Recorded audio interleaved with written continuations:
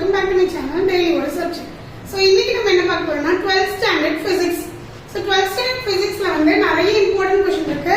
That to 4th lesson very important question. AC generator, single phase AC generator, three phase AC generator. இந்த மூணு question வந்து கன்ஃபார்மா ஒரு 5 mark வரும். So இது வந்து நீங்க வந்து கண்டிப்பா படிக்கணும். அதுல வந்து முக்கியமானது AC generator.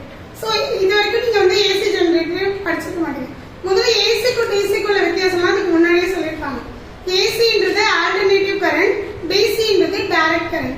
So alternative current க்கு direct current க்கு என்ன வித்தியாசம்னா direct current னா ப்ரொடியூஸ் பண்ண 230 volts அப்படியே டைரக்ட்டா நமக்கு வந்து அப்ளை ஆகும். So இப்போ நமக்கு வீட்டுக்கு ஹவுஸ் ஹோல்ட் அப்ளையன்சஸ்லாம் வந்து ரொம்ப கம்மி வோல்டேஜ் வந்து தேவைப்படும். So அதனால நம்ம வந்து இது ஜெனரேட்டர் இந்த மாதிரி ஒரு பெரிய பவர் சோர்ஸ் அதுக்கெல்லாம் வந்து ஏசி தேவைப்படாது, டிசி சோர்ஸ் தான் அப்ளை பண்ணுவாங்க. ஏன்னா அவங்களுக்கு எல்லாம் பெரிய பெரிய கம்பெனி பெரிய பிளான்ட் இந்த மாதிரி இடத்துலலாம் வந்து அவங்க என்ன வச்சிருப்பாங்கன்னா டிசியோட இன்புட் தான் வச்சிருப்பாங்க, ஏசி வச்சிருப்பாங்க. அப்ப டிசி ஸ்லாட்ல இருந்து எனக்கு ஏசி ஸ்லாட்டுக்கு எப்படி அது கன்வெர்ட் ஆகுது, சோ அதுதான் இந்த யூனிட். புரியுதா? So this is nothing but ஒரு ஏசி ஜெனரேட்டரோட ஒரு சின்ன ஒரு மோட்டார் மட்டும் தான் நம்ம வந்து ஃபிக்ஸ் பண்ணிருக்கோம். இன்னும் ஜெனரேட்டர் ஃபுல்லா வரையல. சோ இதுல ரெண்டு முக்கியமான பார்ட்ஸ் தான் பார்க்க போறோம். So construction and working of AC generator. So இது வந்து என்ன மாதிரியானது இருக்கு. சோ இதுல ஸ்டேட்டர் ரோட்டர் ரெண்டு விஷயம் தான் முக்கியமானது. சோ ஸ்டேட்டர்னா நிலைவி, ரோட்டர்னா சுழலி. சோ ஸ்டேட்டர்ன்றது என்ன, ஒரு அவுட்டர் மோஸ்ட் பார்ட், ரோட்டர்ன்றது இன்னர் மோஸ்ட் பார்ட். சோ இது வந்து ஸ்டேட்டர் வந்து அவ்வளவா சுத்தாது, ஃபர்ஸ்ட் ரோட்டர் தான் சுத்த ஆரம்பிக்கும். இது சுத்த தான் இங்க வந்து ஸ்டேட்டருக்கு ஃபீல், அதுக்கு என்ன கனெக்டிவிட்டி இருக்கு அப்படின்றது இந்த இதுல பாருங்க. சோ ஃபர்ஸ்ட் வந்து இது வந்து மேக்னெட்டிக் ஆக்சிஸ். சோ இது வந்து மேக்னெட்டிக் ஆக்சிஸ்னா ஃபர்ஸ்ட் இந்த போல் வந்து கரண்ட்னால கிரியேட் ஆகும். ஃபர்ஸ்ட் இதுக்குள்ள மேக்னெட் இருக்கு, காந்த அச்சு.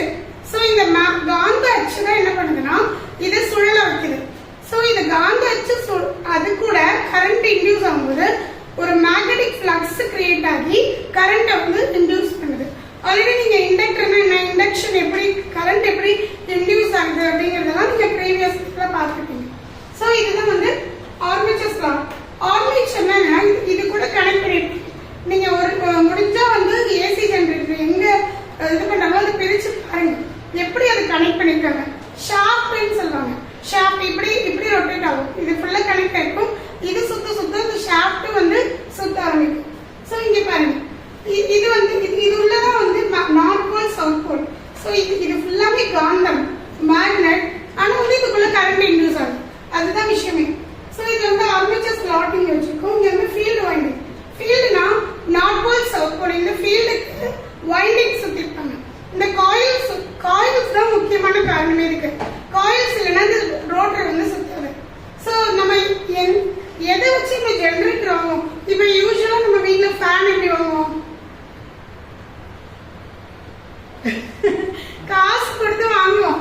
அதுக்கு என்ன மாதிரியான ஒரு ஸ்பீட் தேவைப்படுது, ரொட்டேஷன் எவ்வளோ, ஆர்பிஎம் எவ்வளோ, அதெல்லாம் பார்ப்போம். சோ இங்கேயும் அதே மாதிரி தான்.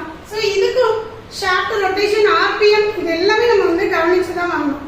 சோ அதுதான் இது வந்து புல சுற்றுகள், ஃபீல்டு வைண்டிங். இந்த ஃபீல்டு மேக்னெட்டிக் ஃபீல்டு இன்டியூஸ் ஆகும்போது உள்ள இருக்கிற இங்க பாத்தீங்களா டிசி சோர்ஸ், இதுதான் மெயினான ஒரு கரண்ட்டுக்கான ஒரு உபாயம்.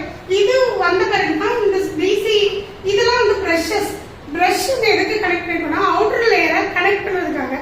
உள்ள இருந்து ஒரு பிரஷுக்கும் இதுல மேக்னெட்டிக் ஃபீல்டிங் ஆல்ரெடி வந்து வாண்டிகிராஃப் ஜெனரேட்டர் படிச்சிருக்கீங்க. நமக்கு கோம் சி கோம் டி பிரஷஸ் எப்படி கனெக்ட் ஆகி பிளஸ் மைனஸ் எப்படி எலக்ட்ரான் வந்து இன்டியூஸ் ஆகும். இந்த சேம் கான்செப்ட் இங்கேயும் இந்த பிரஷஸ் தொட்டு அது போகும்போது இந்த உள்ள இருக்க காந்த புலம் வெளியில சிந்தி மேக்னெட்டிக் ஃபீல்டு உருவாகி அதுல இருந்து கரண்ட் ப்ரொடியூஸ் ஆகும்.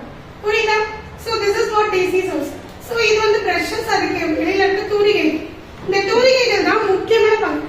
பிரஷ் சப்போஸ் தேஞ்சிடுச்சு இல்லைன்னா எதுவும் அப்பதான் இந்த இதுக்கு ரிப்பேரே வரும். இந்த வெளியில கனெக்டிவிட்டி இருக்கு எங்கெல்லாம் ரிப்பேர் ஆகும். பிரஷ் சில சமயம் தேஞ்சு போயிடும், அதான் வேற டேர்னு சொல்லுவாங்க.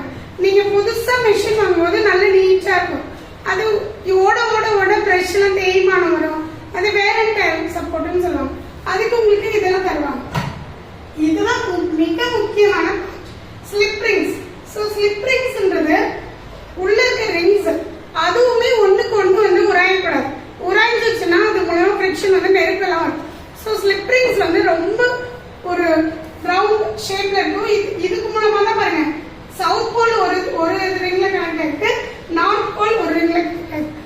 வர magnetic field south pole north pole அப்படியே கலந்து கலந்து அது என்ன ஆகுதுன்னா எலக்ட்ரிக் ஃபீல்டு இன்டியூஸ் பண்ணுது.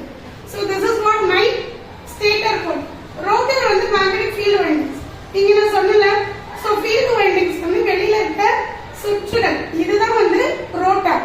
ஸோ இப்ப வெளியில இருக்க ஸ்டேட்டர் நிலைமானி நிலையா இருக்கிறது எதை பொறுத்து சுற்றுனா உள்ள இருக்க ரோட்டரை பொறுத்து தான். ரோட்டர் சுழலி, இதுதான் சுழலவே செய்யுது. சுழலி சுத்தும் போது எவ்வளவு ரொட்டேஷன் ஆகுது, எவ்வளவு சப்போஸ் மேக்னெட்டிக் ஃபீல்டு இந்த காந்த புலம் வரவில்லை என்றால், அது வரல ஸ்டாப் ஆயிடுச்சுன்னா இங்க ரோட்டர் பாகம், ரோட்டர் சுத்துறது வந்து கொஞ்சம் பாகம். ஸோ இதுதான் வந்து இந்த கன்ஸ்ட்ரக்ஷன் ஒர்க்கிங் ஆஃப்